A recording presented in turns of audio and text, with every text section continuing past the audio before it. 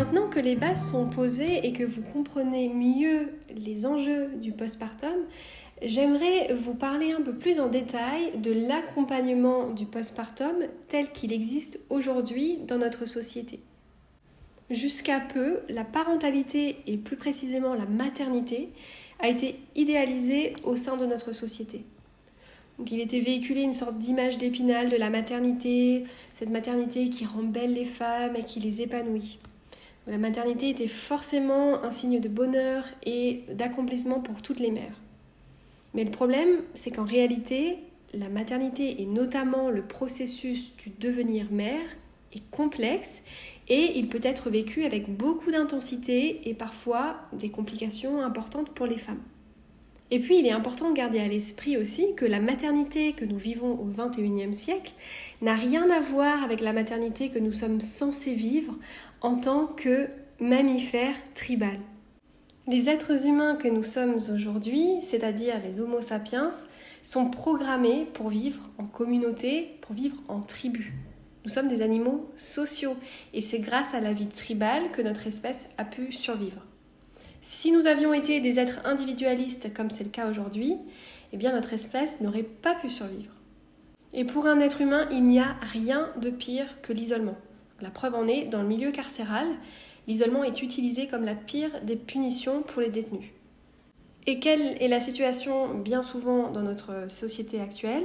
Eh bien, les membres d'une même famille vivent éloignés les uns des autres, parfois dans des villes différentes, mais aussi dans des régions, voire dans des pays ou des continents différents.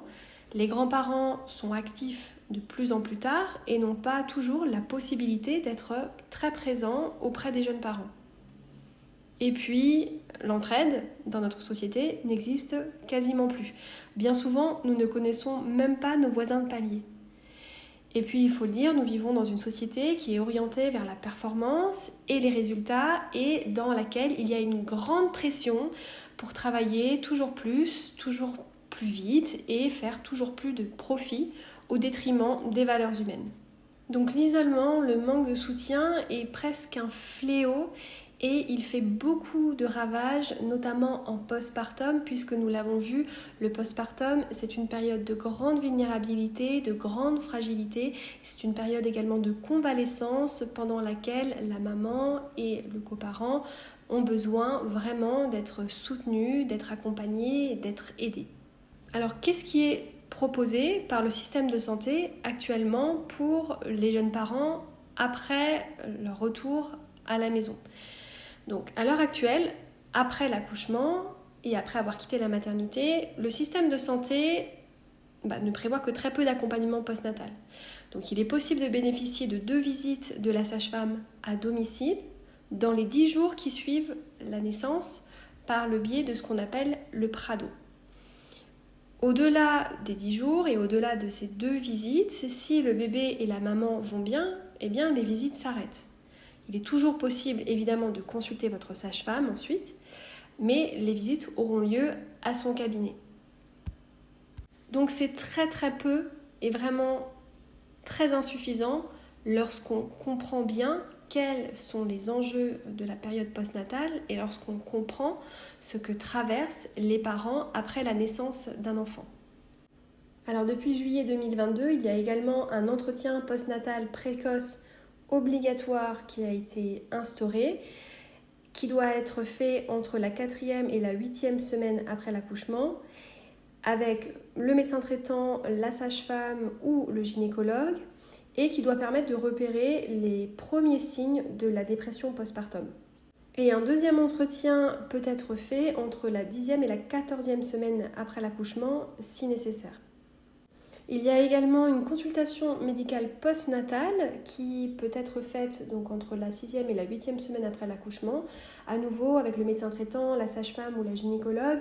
Et ce rendez-vous a pour vocation de faire un point sur l'état de santé notamment de la maman, sur l'allaitement et sur les relations avec l'enfant. Et puis c'est aussi l'occasion d'effectuer un examen clinique de contrôle et de prescrire des séances de rééducation périnéale et abdominale si besoin. Pour votre enfant, évidemment, il y aura des visites régulières chez le pédiatre. Et puis pour la maman, il y aura des séances donc, de rééducation du périnée. Mais il n'y a pas d'accompagnement à la parentalité sur le long terme. Et à nouveau, lorsqu'on comprend tous les bouleversements que comprend le postpartum, pas seulement dans les premières semaines, mais au cours des premiers mois, voire des premières années, eh bien cela paraît invraisemblable. Nous savons qu'aujourd'hui, la dépression périnatale touche 10 à 20% des femmes, mais nous savons également qu'elle est fortement sous-diagnostiquée, puisque 50% des dépressions ne seraient pas diagnostiquées pendant la grossesse et un tiers d'entre elles ne seraient pas diagnostiquées au cours du postpartum. Alors il y a plusieurs raisons à cela. La première, c'est que les symptômes sont souvent banalisés de la part de la femme elle-même, mais aussi de l'entourage ou des professionnels de santé. La deuxième raison est qu'il y a un vrai manque d'information à ce sujet au cœur de notre société. Le grand public n'est pas suffisamment informé et les professionnels de santé ne sont pas suffisamment formés au dépistage et à la prise en charge de la dépression postpartum. Et la troisième raison est que les femmes se sentent souvent coupables à l'idée de parler de leur mal-être, toujours en rapport avec cette image d'Épinal de la maternité et par peur d'être stigmatisées comme étant des mauvaises mères, voire comme étant folles. Donc aujourd'hui, il est vraiment fondamental de préparer son postpartum, de s'informer, de se sensibiliser aux enjeux de la période postnatale pour mieux l'appréhender et surtout pour se construire en amont un réseau de soutien solide. Ce réseau de soutien va constituer le socle de votre expérience parentale.